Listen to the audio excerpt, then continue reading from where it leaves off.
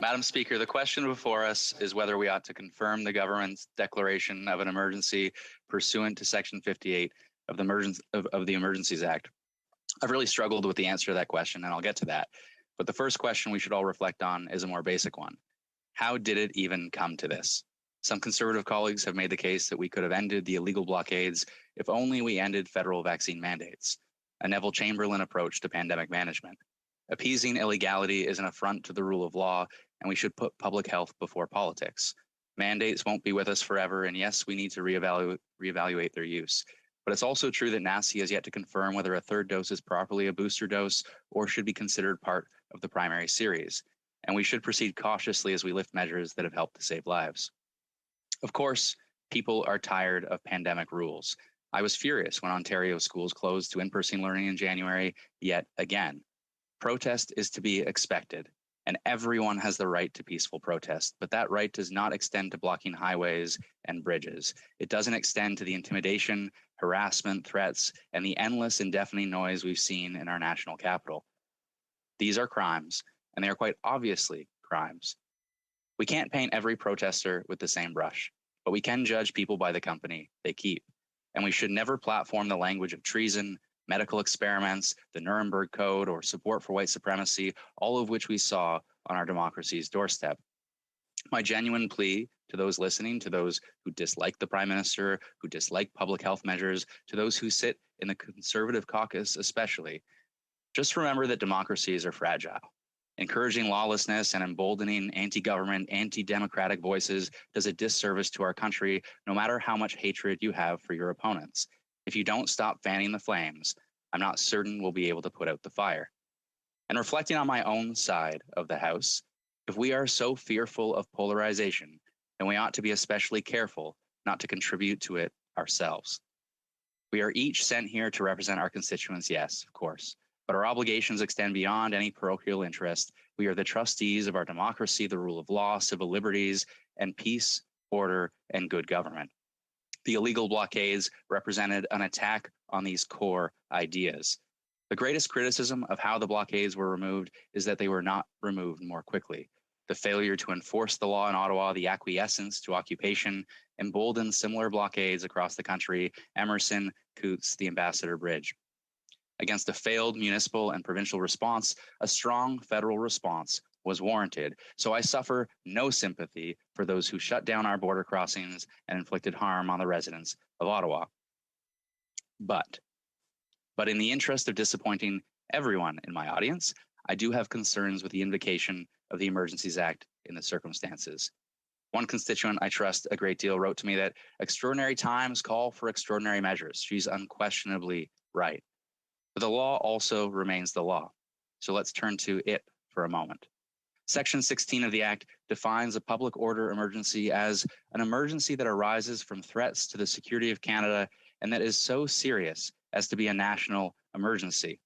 The shoe arguably fits with this general definition in mind, but the Act goes on to define two terms with great specificity.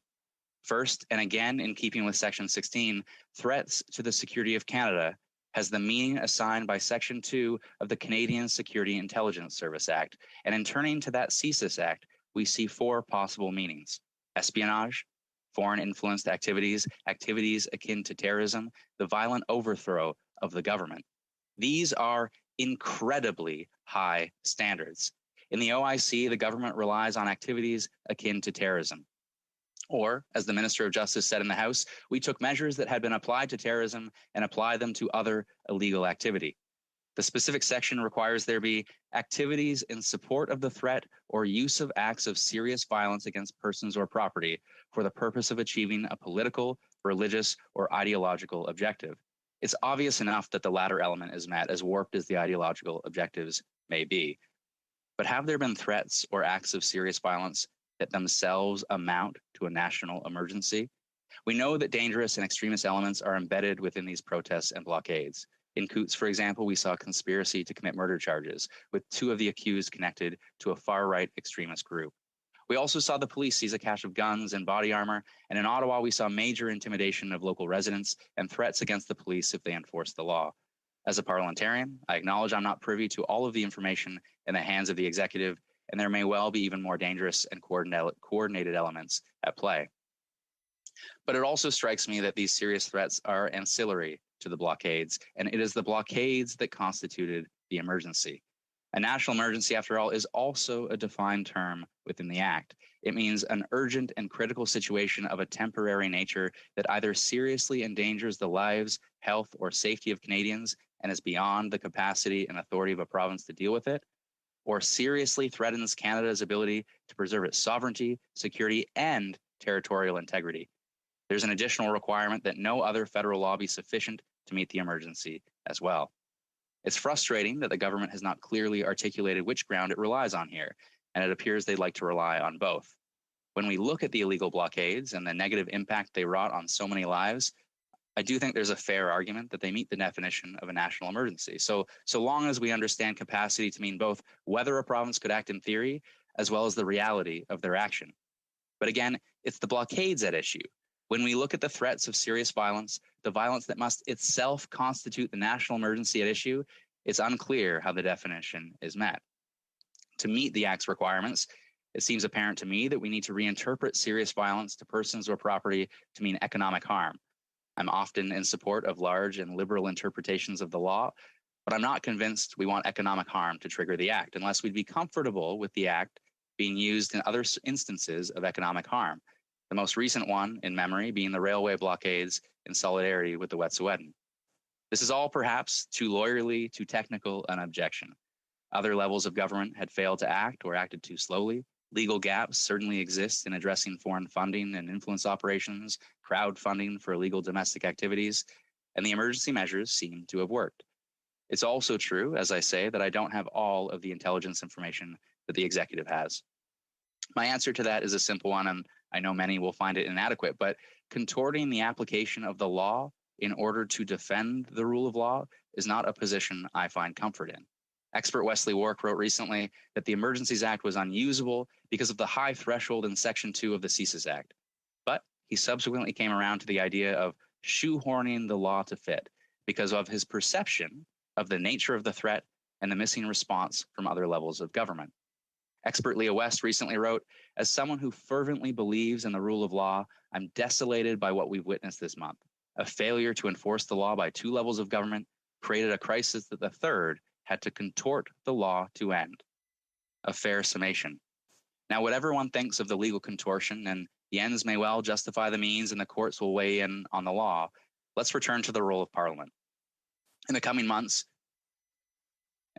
we will need to address the shortcomings in the laws, perhaps to better protect critical infrastructure, and most certainly to better follow the money of foreign influence operations and crowdfunding for illegal activities, but with proper due process. Assuming the threshold question is met here, it is still not at all clear to me that the government continues to need the ability to freeze bank accounts without due process if it ever did. Usefulness and effectiveness are very different standards as compared with necessity and proportionality. Now, where does it leave us for tonight's vote on the invocation of the Emergencies Act and Section 58? Putting aside my concerns around the threshold or due process, the effect of Section 58 is that a yay vote extends emergency measures, while a nay vote simply revokes the powers as of the day of the negative vote. A nay vote need not mean impugning the actions of the government over the last week. Whatever one thinks of the necessity and proportionality of the emergency powers at the time they were invoked, whatever one thinks of the threshold that triggers the act in the first place, the question before us is whether the powers remain necessary and proportionate to the circumstances today. I appreciate the federal leadership over the last week, and this is not the War Measures Act, as this particular legislation highlights the role of the Charter and provides for a significant amount of independent and parliamentary scrutiny. But I'm skeptical that the strict legal test was met for the Act's invocation, and I'm not convinced that the emergency measures should continue to exist beyond today. I would vote accordingly, but for the fact that it is now a confidence vote, and the disagreement I've expressed here, does not amount to non-confidence, and I have no interest in an election at this time. Thanks, Madam Speaker.